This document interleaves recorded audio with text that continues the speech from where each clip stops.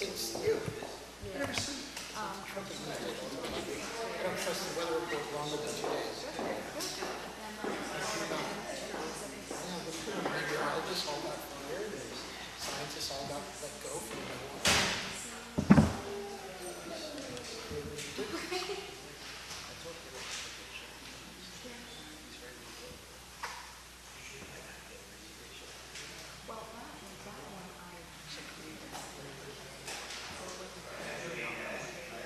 I just can't read anything close.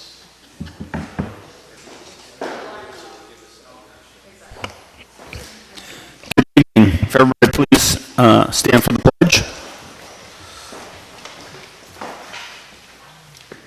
I pledge allegiance to the flag of the United States of America and to the republic for which it stands, one nation, under God, indivisible, with liberty and justice for all.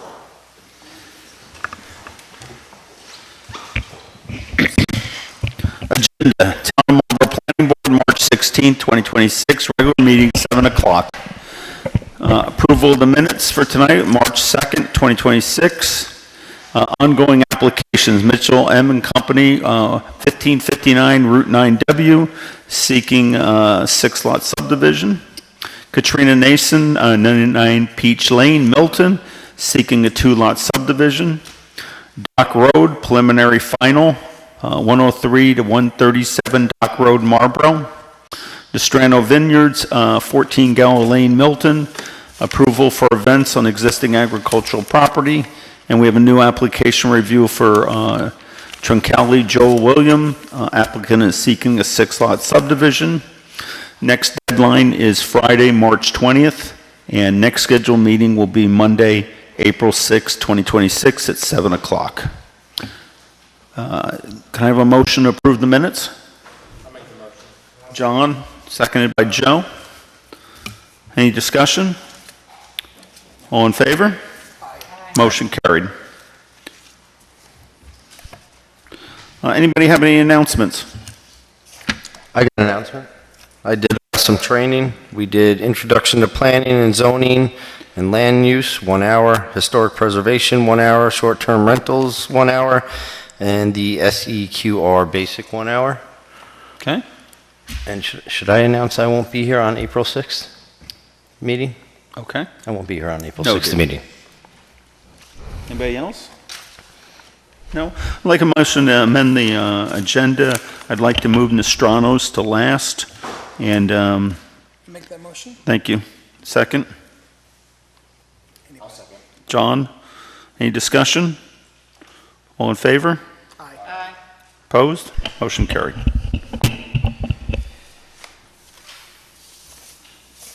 Okay, Mitchell and Company.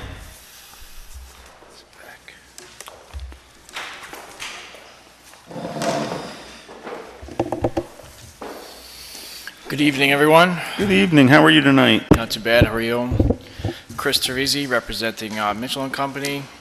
Proposed You could 6-lot. please speak right into the microphone. Sure. Proposed 6-lot subdivision of 1559 Route 9W. We're proposing 5 new lots served by a new private road, on-site septics and wells, common driveways. I'm sure you're sick of seeing me at this point. I've been here quite a number of times. I think we're at the point where we can talk about lead agency. Okay, thank you. Pat? Yes, I concur with, we circulated notice of intent for lead agency on February 5th. The time frame for any interested or involved agencies to object has passed. We did not receive any. So at this point, the board would be in a position to declare itself lead agency for this unlisted action. I don't know if you want to do that now, and we can go through. Sure, we can do that now. Can I have a motion to declare lead agency? Joe? A second? Seconded by John. Any discussion? All in favor? Aye. Opposed? Motion carried. So a stormwater pollution prevention plan has been submitted, and we're completing our review of that. We're down to technical details. Generally, it complies with the town and state regulations. A private road access and maintenance agreement will be required prior to stamping the plans, as well as security for the private road and stormwater facilities. DOT permit will be required. They've identified that they're in the final stage 3 process of that. DOT would need seeker closed out before they could issue that. Similarly, county planning review is required.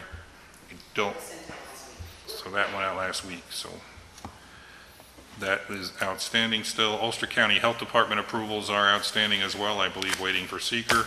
The Jurisdictional Fire Department issued a letter with no further comments on February 2nd, and I think the board would be in a position, does the county planning going to hold that up?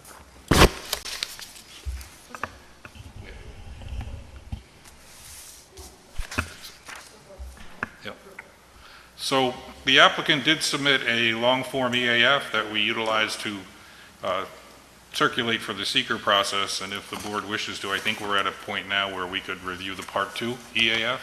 I think we should go through. Is that okay with everybody? We'll go through the Part 2 tonight? Okay, go ahead. So, this is where. So, item 1, impact on land. Proposed action may involve construction or physical alteration of land surface of the proposed site. We would suggest that's a yes. Proposed action may involve construction on land where depth to water table is less than 3 feet. That would be a no to small impact. Proposed action may involve construction on slopes less than or greater than 15%. That is a no to small impact we're suggesting. And if anyone wants to weigh in on these as I'm going, please jump in. These are only our suggestions. This document is the board's. Proposed action may involve construction on land where bedrock is exposed or generally within 5 feet of the existing ground surface. That is a no based on the deep test for the septic. Proposed action may involve excavation or removal of more than 1,000 tons of natural material. That is a no.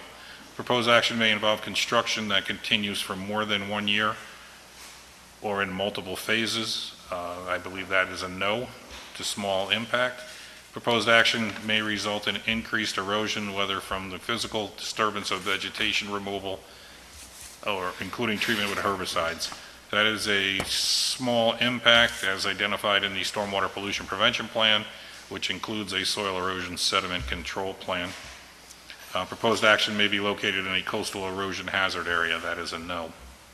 The second option of the long form is impact on geological features. Proposed action may result in the modification or destruction of or inhibit access to any unique or unusual landforms. We are suggesting that as a no, and none of the bulleted items are pertinent to this application. Impacts on surface water. Proposed action may affect one or more wetlands or other surface water bodies. We have that as a no. There are no wetlands on this site, and there are no surface water bodies. Impact on groundwater. Proposed action may result in new or additional use of groundwater, or may have potential to introduce contaminants into the groundwater. That is a yes. The project will utilize on-site wells. Under that, proposed action may require new water supply wells or creation or additional demand on supplies of existing water supply wells. That is a small impact. The lot sizes are such that the wells or the lots are able to support wells based on your zoning. Water supply demand from proposed action may exceed safe or sustainable withdrawal capacity rate of local water supply or aquifer. We're suggesting that's a no. Proposed action may allow or result in residential uses in areas without water and sewer services. That is a small impact, as the underlying zoning addresses that based on the lot sizes. Proposed action will include or require wastewater discharge to groundwater. That is a small impact. The health department is reviewing the subsurface sanitary sewer disposal systems, which will discharge to groundwater. Proposed action may result in construction of water supply wells in a location where groundwater is or suspected to be contaminated. That is a no. The EAF does not identify any potential contaminated sites. Proposed action may require bulk storage or chemical storage over groundwater aquifers. That's a no. Proposed action may involve commercial application of pesticides within 100 feet of a public drinking water or irrigation sources. That is a no. Item number 5, impact on flooding. Proposed action may result in development on land subject to flooding. That is a no. There are no floodplains on the site. Impacts to air. Number 6, proposed action may include state-regulated air emission source. That is a no. None of the bulleted thresholds under there are exceeded by this project. Impact on plants and animals. Proposed action may result in the loss of flora or fauna. We have that as a yes. However, none of the bulleted items under that are exceeded. They all have to do with threatened or endangered species. And there is no identified threatened or endangered species on this project based on the EAF and local knowledge. Impact on agricultural resources, number 8, proposed action may impact agricultural resources. We have that as a no. There is no active agriculture going on this site right now, correct? And none of the bulleted items under there are exceeded. Impact on aesthetic resources, number 9. Land use of the proposed action are obviously different from or are in sharp contrast to current land use patterns between the proposed project and a scenic or aesthetic resource. That is identified as a no. Impact on historic and archaeological resources, number 10. Proposed action may occur in or adjacent to a historic or archaeological resource. That is a no. We have an indication from the circulation of the EAF that there are no archaeological resources. Number 11, impact on open space and recreation. Proposed action may result in a loss of recreational opportunities or a reduction of an open space resource as designated in any land use, any adopted municipal open space plan, That is a no. This is all private property. Number 12 is impact on critical environmental areas. Proposed action may be located within or adjacent to a critical environmental area. That is a no. It is not. Number 13, impact on transportation. Proposed access may result in a change to existing transportation systems. We have that as a no, and that's based on the bulleted items below that that are very high in numbers, such as creation of more than 500 parking spaces, traffic increase above the capacity of the existing road network. So all of those would have been a no, but once we answer no on top, we don't have to address the other ones. Number 14, impact on energy. Proposed action may cause an increase in the use of any form of energy, and that is a yes. However, the items underneath that are all no. They're very high, well in excess of what this residential subdivision would do. Impact on noise, odor, and light. We suggest that is a no as well. Number 16, impact on human health. The proposed action may have an impact on human health from exposure to new or existing sources of contaminants. We're suggesting that would be a no. Consistency with community plans. Number 17, proposed action is not consistent with adopted land use plans. That is a no. The project is consistent with land use plans as it is in an area zoned for this use. And number 18, consistency with community character. The proposed project is inconsistent with existing community character, and we would identify that as a no as well. So unless the board thinks otherwise, we did not identify any potential moderate to large impacts, and you would be in a position to fill out a Part 3 heading towards a negative declaration. Okay. Anybody have any questions on that? Can you speak into the mic? Pat, you said you're reviewing the swap? Yes, the SWIP has been under review. We have a couple minor technical questions, nothing that's going to not make it not comply, but we will provide those. But I have no reason to believe that the technical comments we have to date are going to impact the environment in a significant manner. Okay, so we can move to complete Part 3. You can move to adopt this Part 2 as modified per Pat's suggestions if you'd like, and then I can prepare a Part 3, and this was a Part 3 and negative declaration for the next meeting, and then at that point, once seeker is completed, we can set a public hearing. Good, so we'll move to adopt. Can I have a motion, please? Make that motion. Fred? Second. Any further discussion? All in favor? Aye. Opposed? Motion carried. Now, the only other thing we need to do then is to refer this to the county? That was sent out last week. Oh, so we don't need to refer? We did that last meeting. Okay, sounds good. So I think we're good to go? I know you said you can't be here at the next meeting, Yeah, I can't make the next one, correct? right? So if we were going to set the public hearing, he has one already for the 20th to come in for another applicant. If you want to set it for that, that's up to you. I'm just putting that out. That's fine. Is that going to be okay? Because we've got to do, April 20th, well, that would just mean that we would have to move through the Part 3 and negative declaration. before the public hearing. Is that okay with you? Yep. I'm fine with that. Anybody have any objection? All right, so we'll set the public hearing for April 20th then. All right? Do you, to move to set the public hearing? Yeah, we'll move to, Go ahead. can I have a motion? Cindy? I'll make that motion. Good, second? Second. By Fred? All in favor? Aye. Opposed? Motion carried. So we got Fred, we got Cindy, and Fred for April 20th. Okay, sir, you're done. Thank you. Have a wonderful night. He's got the next one. Oh, I told Go you, ahead. you're sick of seeing me. Okay, next one is a two-lot subdivision for Miss Nason at 99 Peach Lane. This one's a little simpler. Two new lots served by a on-site septic wells, common driveway. We received some comments from the highway superintendent. He's okay with the location of the proposed common driveway. And I think similar to the last one, we can talk about lead agency with this one.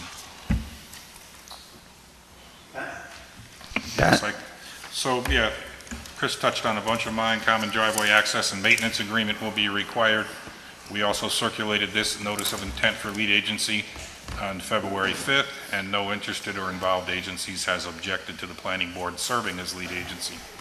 So the planning board would be in a position now to declare yourself lead agency for this unlisted action. okay. Let's do, we'll declare ourselves lead agency. Can I have a motion and unlisted action? Joe, seconded by John. All in favor? Aye. Opposed? And then, why don't you finish your comments and then we'll review part two. Sure. Fortunately for this one, because of the scope of the project, it is a short environmental assessment form, so we'll be quicker there. Ulster County Health Department has identified conditional approval for the subsurface sanitary sewer disposal systems. They are waiting the closeout of seeker. This project also requires a public hearing, which would probably follow the same course as the one we just discussed. And the highway superintendent has approved the location of the common driveway access point. Okay. So why don't we go ahead and review parts 2 and 3 on the EAF? Yeah, so for this one, the short form, will the project or action create a material conflict with an adopted land use or zoning regulation? We're identifying that as a no. Will proposed action result in a change in the use or intensity of use of land? We're identifying that as a small impact. Will proposed action impair the character or quality of the existing community? That's a no. Proposed action have an impact on environmental characteristics that cause the establishment of a critical environmental area? That is a no. It is not located in a critical environmental area. Will proposed action result in an adverse change in the existing level of traffic or affect existing infrastructure for mass transit, biking, or walkway? That is a no. Again, it's a two-lot subdivision. Will proposed action cause an increase in the use of energy and it fails to incorporate reasonable available energy conservation, renewable energy opportunities? That is a no. The proposed structures will have to comply with the New York State Building Code and Energy Code. Number 7, will proposed action impact existing public or private water supplies? Would be a no. And public or private wastewater utilities? That is a no.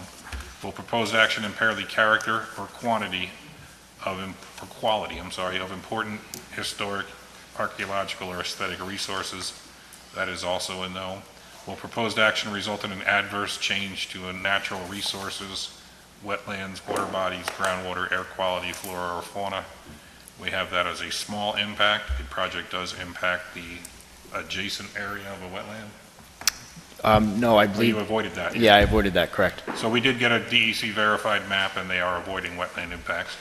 Proposed action result in an increase in the potential for erosion, flooding, or drainage problems. We identified that as a no. We did discuss the drainage impacts on an upgradient property, but those issues were, again, upgradient of the proposed project. They are modifying one pipe for the driveway that'll be put in.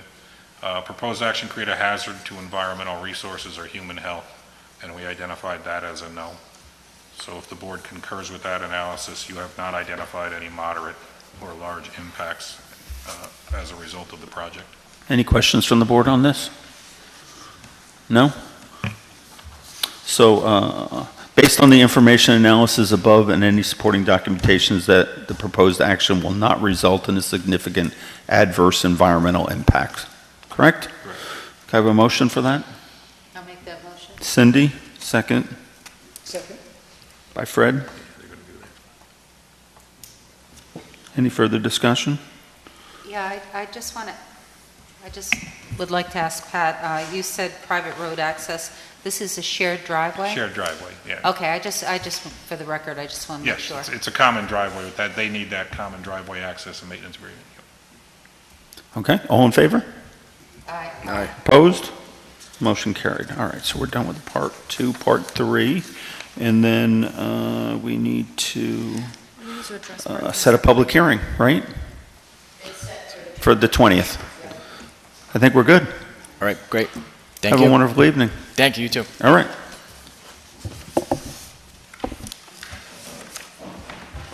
Okay, Dock Road. I think they did both in the same motion, right? Good evening, how are you? Good evening.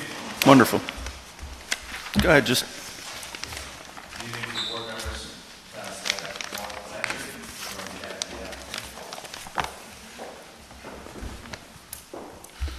Pat? Yeah, so the issues are raised in my last memo regarding the proposed references to land going to be constructed for parking by the town of Marlborough and the area depicted for that have been removed, so this plan is now consistent with the original lot line approvals, and we're not putting those notes on the plan tying the town board into taking any future actions. The former lot owners are still identified on there. I don't really have an issue with that. They are now formally in the chain of title, and that typically happens. So I'm okay with the lot line as presented, lot line change plan as presented. Okay, Anna? Yeah, you can, because they're, what's the language, they're substantially similar. Substantially consistent, yeah. You don't need to have another public hearing, so Okay. you can go ahead and adopt if the board would like. Okay. Can I have a motion to adopt? Joe to adopt? Seconded by John. Discussion? All in favor? Aye. Opposed? Motion carried.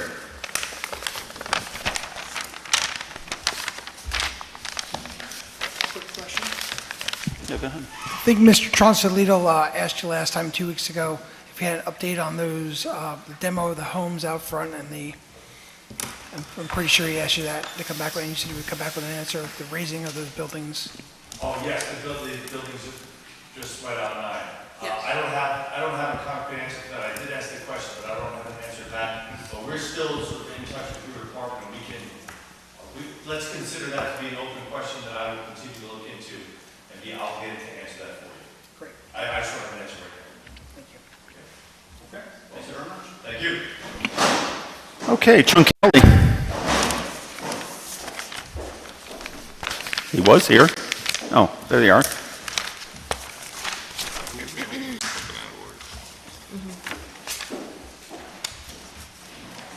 Good evening, Mrs. Brooks and Mr. Truncalli.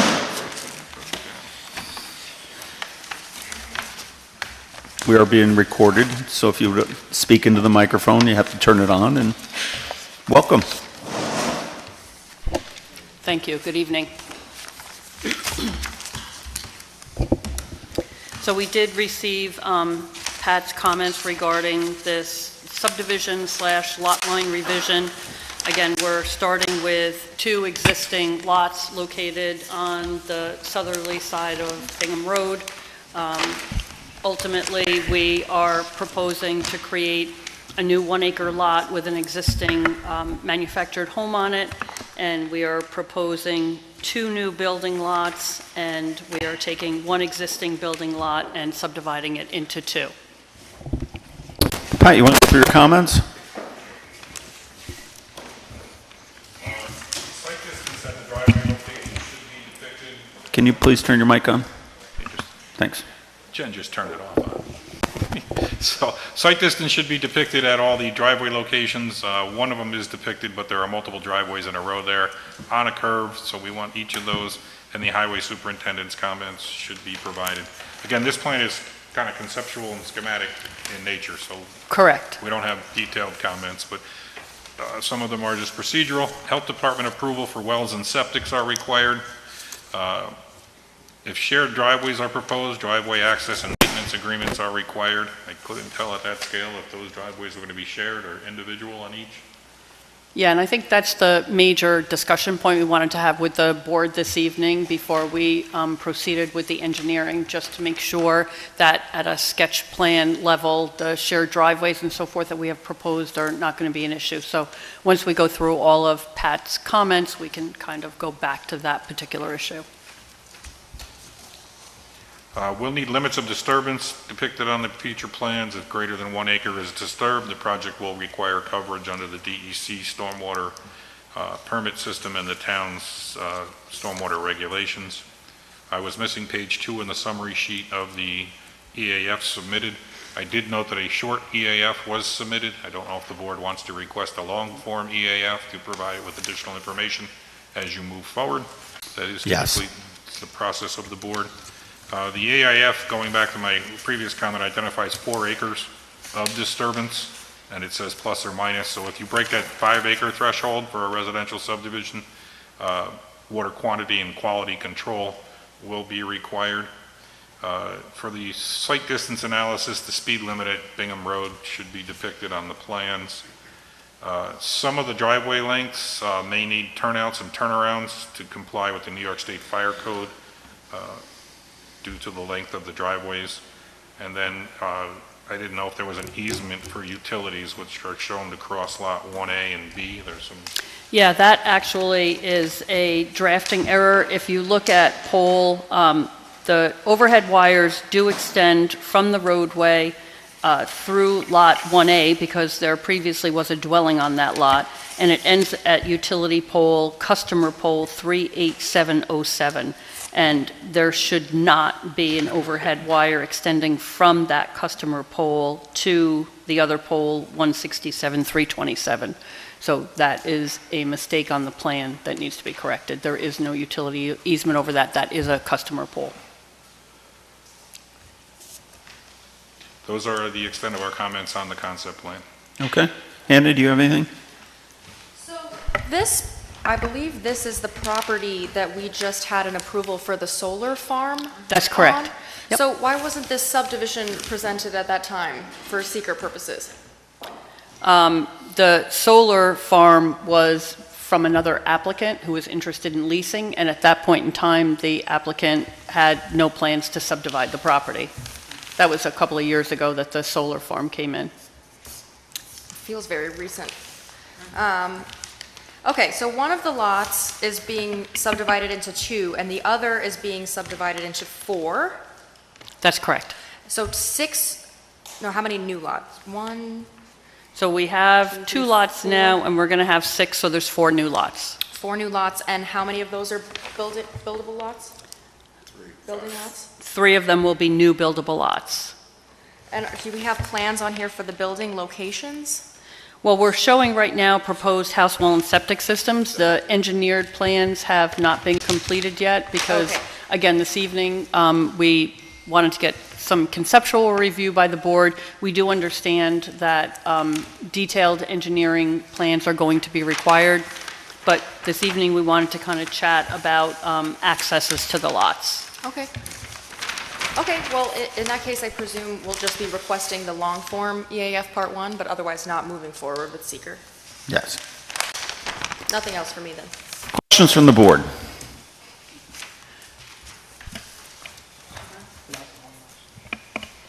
I'm just, I'm concerned about the, you've got the private road, and then you've got Lot 1B that is going to run directly next to the private road to access the property, and Lot 1A is accessing where? Lot 1A is going to be accessing off of Bingham Road. So the proposal is there's an existing blacktop driveway that previously serviced the residents on lots 1A and 1B. So Lot 1A, 1B has an easement over Green Rose Lane. So the proposal is that Lot 1B in the rear will continue to use Green Rose Lane as provided for in their deed.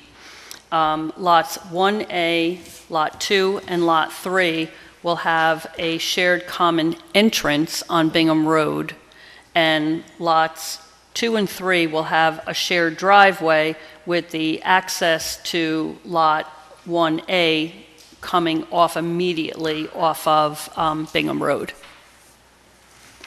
It almost looks like Lot 2 and Lot 3 have separate driveways that also envelope the Lot 1A. Is that what I'm seeing? I'm sorry, say that again, Cindy? Lot 2 has access to Bingham and incorporates the original Lot 1A off of Bingham. That is correct. The But original then driveway. Mhm. Yeah. Then Lot 3, though, has a separate, it looks like they have a separate drive that also accesses right next to it. It's actually, it starts on the blacktop driveway, and then it spins off into that dirt roadway that extends all the way into Lot 3, and then you can see the little stub, the black dashed lines that goes into Lot number 2, which will service Lot 2. So 2 and 3 will be a shared access driveway for approximately 200 feet. So we have 3 lots on basically one entrance. One entrance on Bingham Road. Yeah, which we typically don't like to put 3 houses on a driveway. Right, and again, that's why the shared driveway will just be between 2 and 3, but for access point, for site distance, the access off of Bingham Road will be in one location, and then the driveway will immediately spin off to 1A.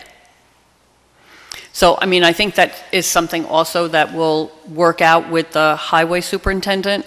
I went through the code, and the only place where it discussed shared driveways was when they talked about coming off of major roadways, and then they preferred to have shared driveways as opposed to multiple single driveways on a major highway. This obviously is not a major highway, but I was having difficulty finding anything relating to the shared driveways. Well, it's been our policy, we only, Private road regulations state that more than 3 driveways is a private road.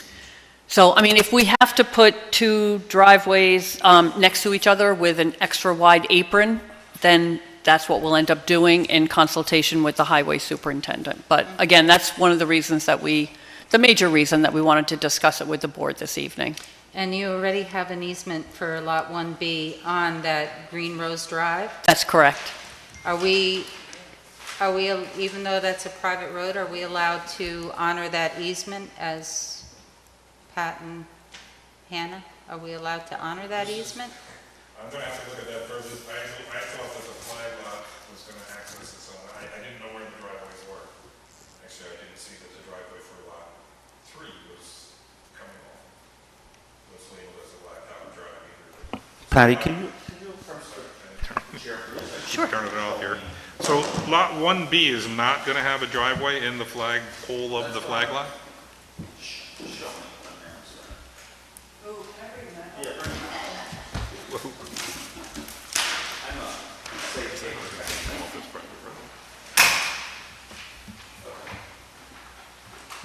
So this is Green Rose Lane. Yeah, okay. And it already is partially on Lot 1B. And Lot 1B has a right to utilize that for the home.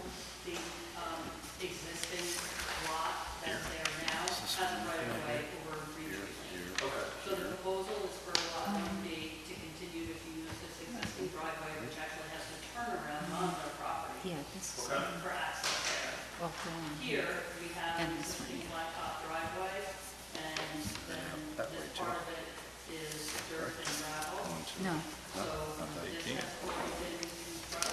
That's one packet is over the length.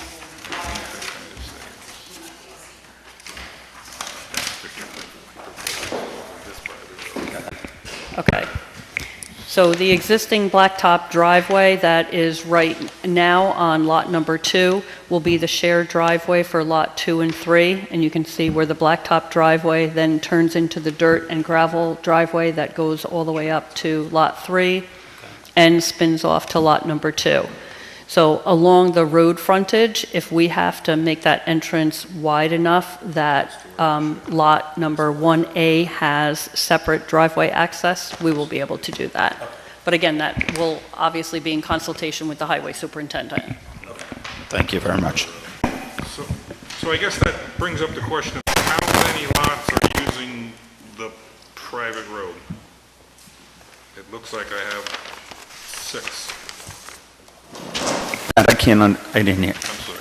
So my question is, how many lots are going to be utilizing the private road?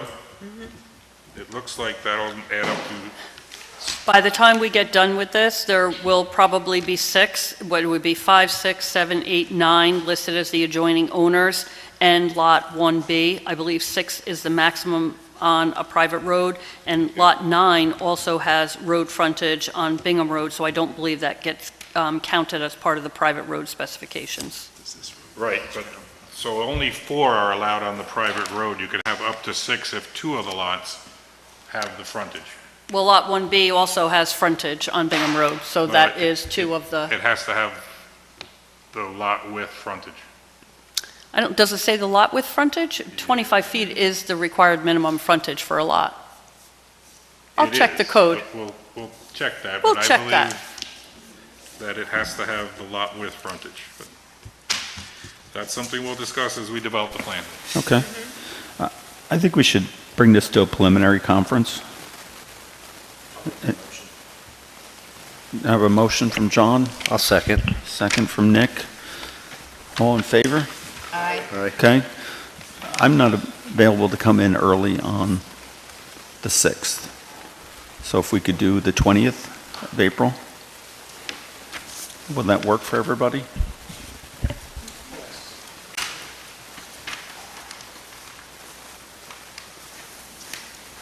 So we'll bring all the agencies in that night. We'll start at 6:30. We'll bring the fire, water, town Okay. supervisor. So 6:30 preliminary conference on April 20th. 20th at 6:30. Good. Any other questions, Joe? John, you got any questions? Fred? Highway's Nick? the most important. No? Okay. We'll Thank see you you on very the much. 20th. Thank you very much.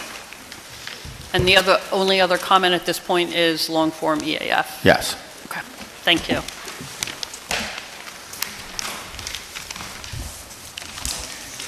So Nick, you'll be recusing yourself? So I'm going to recuse myself at this time. And why would you recuse yourself? Because I'm the owner of Nostrano Vineyards. Okay. Thank you very much. Thank you, guys. Have a wonderful evening, Nick. Yes, I will. Thank you. Okay. Yeah, I got one. Yeah, Patty just gave me a copy too.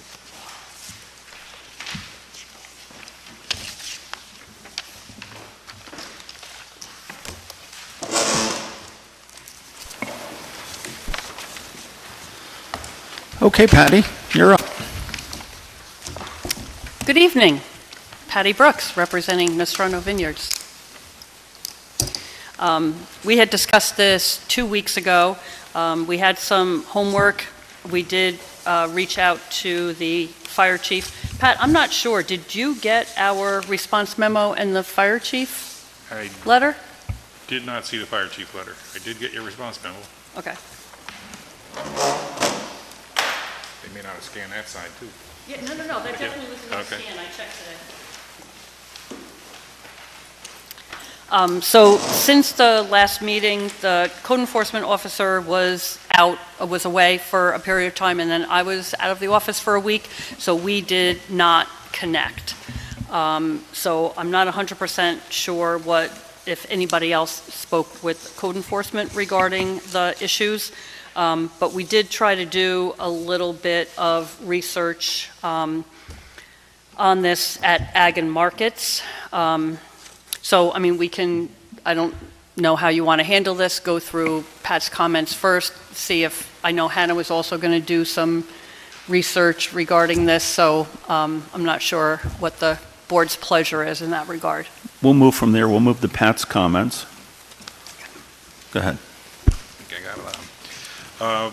So we discussed the intensity of use last time, and that is depicted on sheet 2 of 2 now for the board's use. It was depicted there last time, too. I did not pick it up. There's an overflow parking area that's depicted with lighting. I think that should be clearly labeled on the plans. Approval from the Ulster County Health Department for the subsurface sanitary sewer disposal system based on intensity of use should be received, so I'd like them to be contacted and make sure they're okay with the use of the facilities that are on the site based on the intensity of use. We just received the jurisdictional fire department's comments. The private road access and maintenance agreement was to be provided for the road that services the 4 houses on this site. Water supply for all facilities on the site should be addressed. We did receive a short EAF. I'm not sure if the board would like a long form EAF for this project. That would be up to the board. It is an unlisted action. If the board's okay with the short form, you could declare your intent for lead agency. Otherwise, we would have to wait for that long form. The short form does not identify any potential significant environmental impacts in the summary items. So I did run it myself, and on the property I did not have the summary sheet. And the planning board should evaluate the project with regard to any potential impacts. During the board seeker review, the board should determine whether additional study would be required based on proximity to any sensitive receptors for noise and traffic. I don't know if the board will have concerns with that, and that may be helpful to get that long form EAF.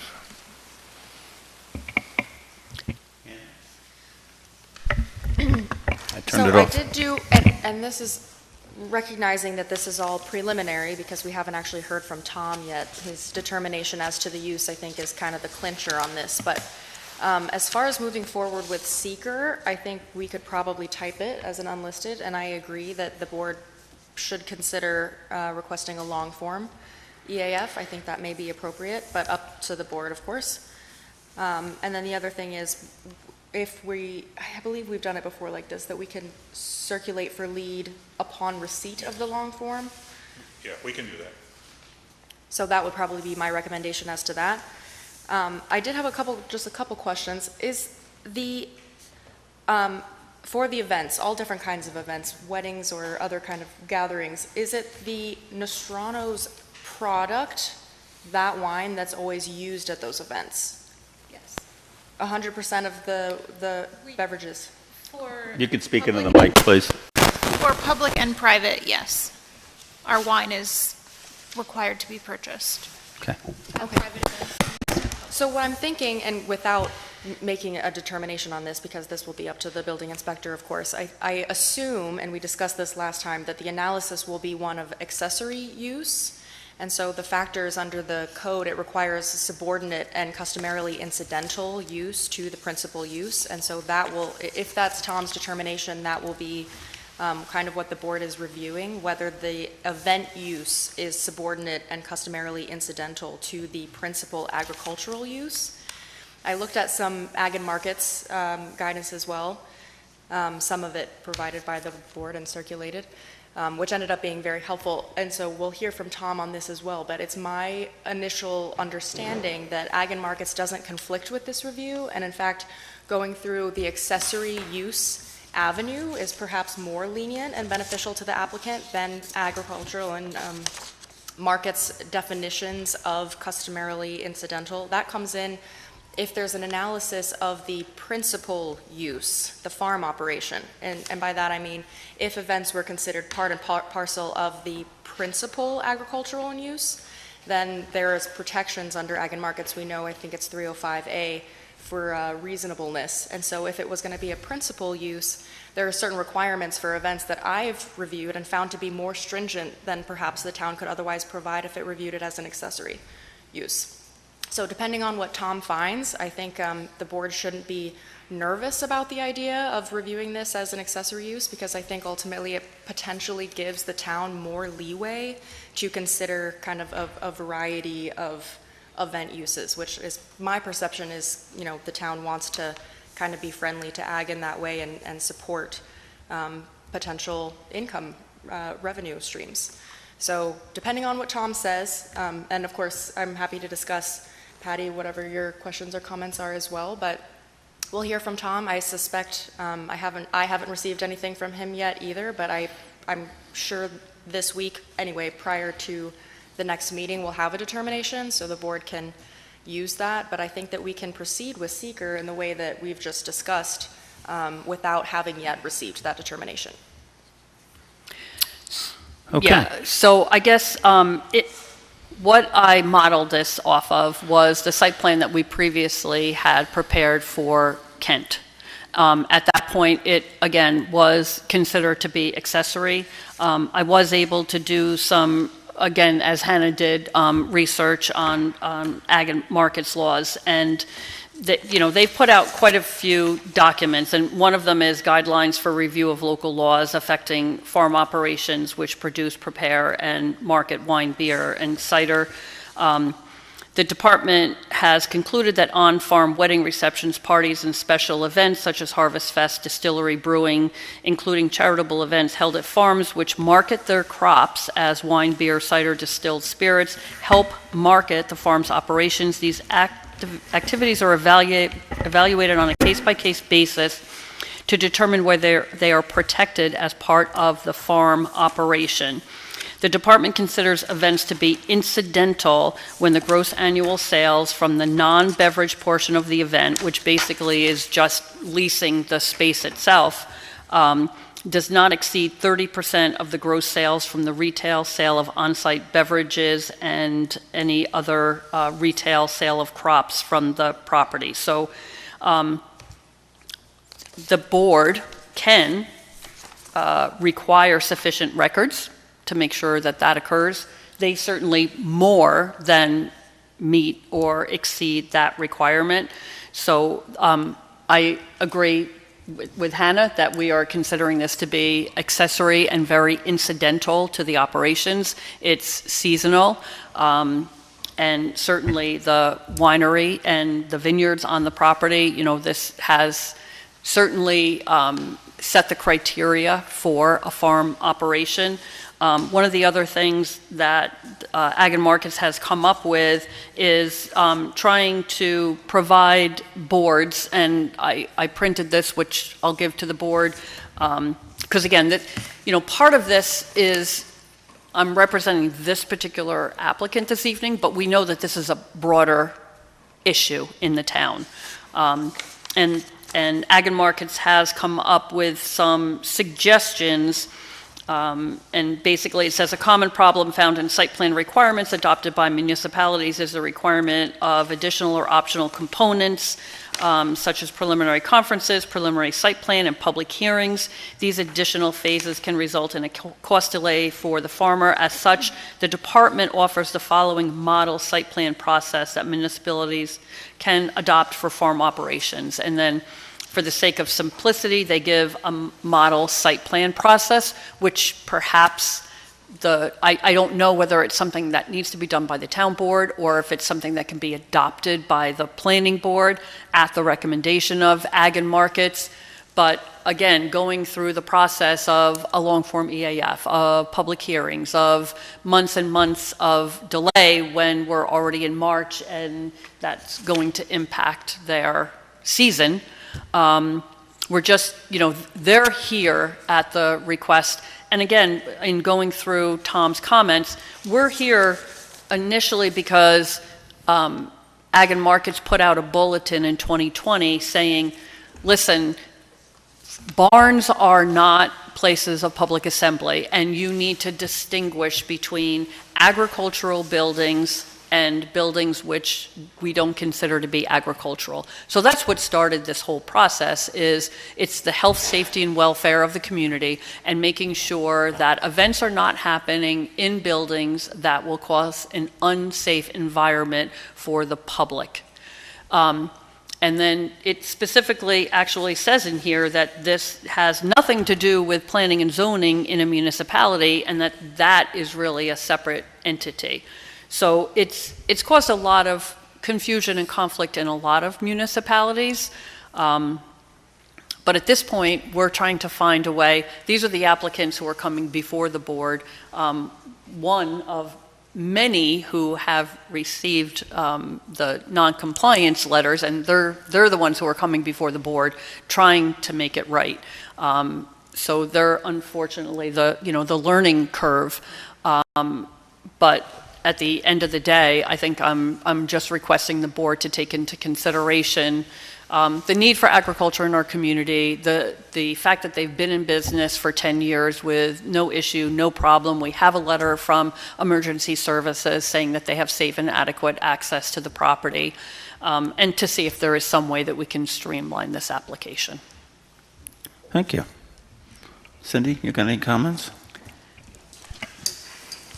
Yeah, I understand the applicant wants to move forward, so I am very sympathetic to wanting to do what we can do to alleviate the issue that we have here. But the real issue is that I think we, as a planning board, I think we need to go to the town board, and with this modified site plan review law, which is suggested by Ag and Markets, and ask them to begin working on offering this to our community because it's so necessary. We understand that we take into account, first of all, the public health, safety, and welfare of everybody concerned. And if, the building department is concerned about assemblies of people, we understand that those have to be done in a safe manner. But at the same time, there is an opportunity to put in a different review law that would not be as onerous to our agricultural community. And I think we really need to ask the town board to get working on this. It's a fairly simple process, and I think we could get a lot of support from our agricultural community to do this.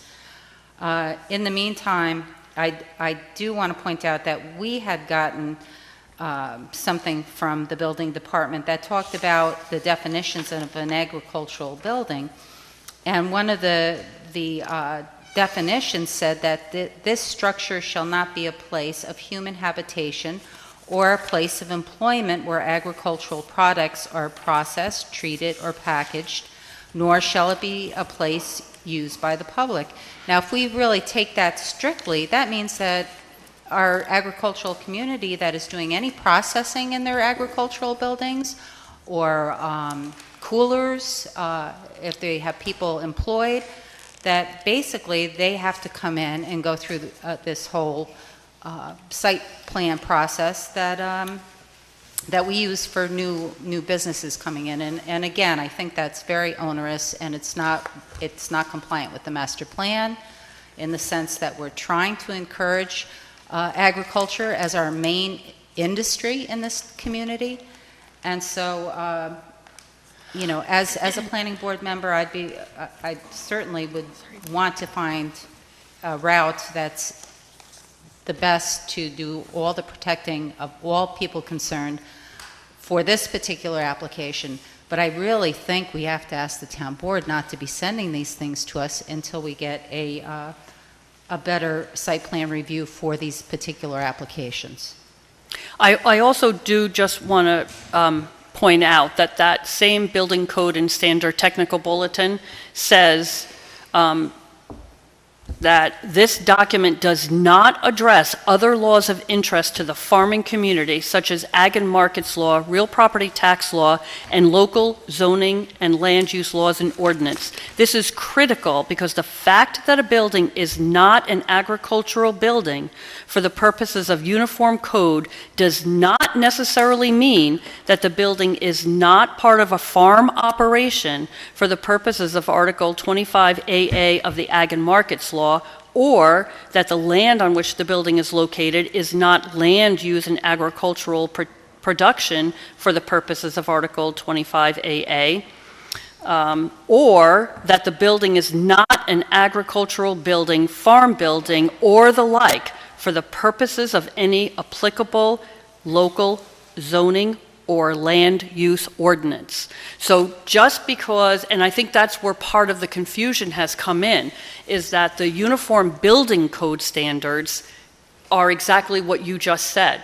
But it very clearly says in the bulletin that that doesn't mean it can't be considered an agricultural building for the purposes of planning, zoning, agricultural uses, farm operations, when it comes to municipal codes. And I think that's where part of the issue is coming in. My understanding of this was basically what you just said, Patty, which is that this is just saying that if the public is accessing these buildings, then we need to make sure they're not caving in on people. So that's why they need to comply with the uniform code and the energy code, just to make sure that if there are going to be people inside, they're safe for people to be inside. Not that necessarily there needs to be a full site plan review, but just that in review for building permit and CO, that this compliance is adhered to. Did you read this? Okay, yeah. But I would also like to say that I agree with what you said, Cindy, that if the town would like to proceed with doing this expedited site plan review, I think that that would be appropriate. And I think the town has done that before. We did lot line adjustment, an expedited review, didn't we? Yeah, the town has that lot line change ordinance with 2 lot lines. So doing an expedited site plan review provision in the code wouldn't necessarily be too onerous, and I think if the planning board would like to send a letter of some sort to the town board to vote on and send a recommendation to the town that they look into this and make some changes, I think that would be appropriate. Your site plan and special use review do have the flexibility that you are able to waive provisions of that as well. Now. Yeah, So we could waive the long form and just go with the short form. Correct. And, You can, and we could waive the necessity for, it's all about public safety here. When we invite the public in, we want to make sure that everything is fire extinguishers and you meet those types of, Yeah, for the public safety. absolutely. We want to And make the sure building will need to. that a fire truck can get up, and the Yes. fire department's already said So that, yes, a I fire. think the process will flow out of that is if you review this as an accessory use and it gains approval as that, then it'll go to the building department, and the building department will able to take it from there and do their building, fire code, energy code reviews of the site. And that's what I'm in favor of. I'm also in favor of sending something to the town board, but I want to keep the process moving. oh yeah, I said it, if the applicant wants to continue, I'm supportive of that, but if we don't have a more expedited review, and actually this would be much easier for the applicants, even as far as the requirements for, we could change the requirements for the application fees and things like that. We could even lower those.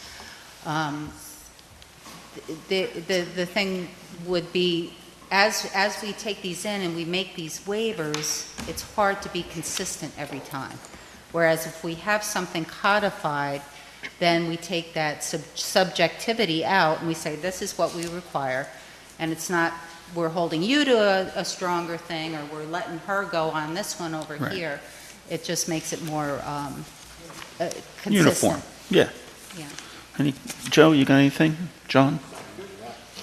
So could I make a motion for us to send a letter making the recommendation for the modified site plan review law for these applications in the future, for the town to consider that? Okay, motion, is there a second? Second. Fred, second it? Discussion on that? Could I just say something? Yes, Cindy, I mean Jen. They do pay, they don't pay the regular site plan fee. There is a special site plan fee, which is significantly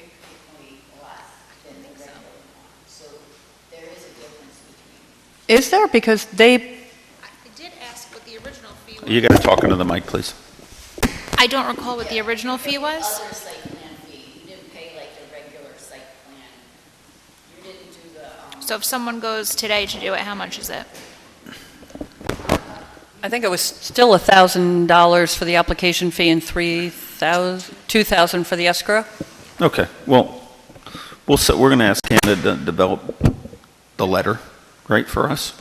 All those in favor? Aye. Opposed? Motion carried. Okay, so Hannah, if you can write that up for us, but we're going to continue on, and I would be in favor with sticking with the short form. Okay? Anybody? I'll make that motion for the short form. Okay. I'll second that. Second for Cindy. Discussion, all in favor? Opposed? Motion carried. So we're just going to keep moving through. We're going to circulate for lead agency. Okay? Okay. I have a motion to circulate for lead agency. Joe, seconded by Fred.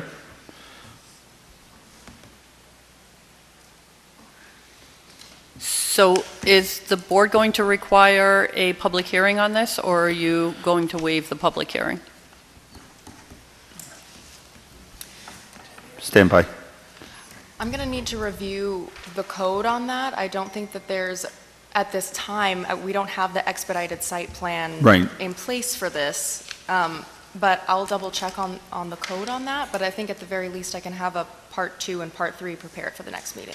Okay. If it's So- an accessory use, if it's an accessory use, would we need to have a public hearing, or that? Usually, site plan review contains a public hearing. Yes. Am I forgetting something So on that? it's my understanding, without looking at the code, that you can waive it for site plan, it can't be waived for special uses, so. I'll So I don't know where it if this falls is an accessory use, then it's not a special use permit. Right. I just didn't. Right. I'll confirm. Okay. But we'll wait and hear from Tom, and then at the next meeting, I'll have a part 2 and part 3 prepared. Okay. So the applicant is not available for the April 6th meeting, so I guess if we could request, if a public hearing is required, could we ask that one be scheduled for April 20th? And if we ask for that now, if we don't need one, then wonderful, and I'll be here April 6th, and we'll figure it out at that point in time. You'll be here April 6th. I will be here April 6th. So we can continue. If there needs to be a public hearing, the applicant would prefer to be here, obviously, to address any public questions that there are. Right. But if a public hearing is not required, obviously, if we're doing a notice of circulation, we require 30 days for that anyway. So no final determinations could be made. We understand that, but. Okay. I think that could be fine. Okay. And then Hannah do you let Jen know, and then Jen lets me know, or can we dialogue Yes. directly? Prior to the 6th. Yeah, Is that the next meeting? Yes. okay, okay. I always ask the board's permission for me to dialogue No, directly absolutely. with any consultant. We just want to keep moving the process forward. So do we, yes, thank you, and we do appreciate that. Okay. Any other discussions? Any other questions? Okay. Great. Thank you very So much. you're Thank gonna- You're going to tentatively set the public hearing for the 20th? Yes, we'll tentatively set it for April 20th. So probably make a motion on that, and I'll just To confirm. tentatively, all right, let's have a motion to tentatively set the public hearing for the 20th of April. Joe? John? Any discussion? All in favor? Motion carries.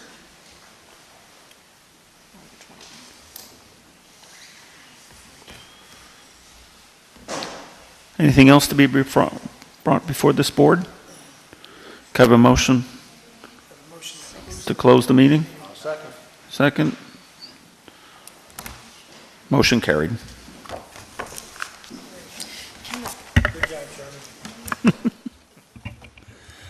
Good evening, everybody. Have a wonderful evening.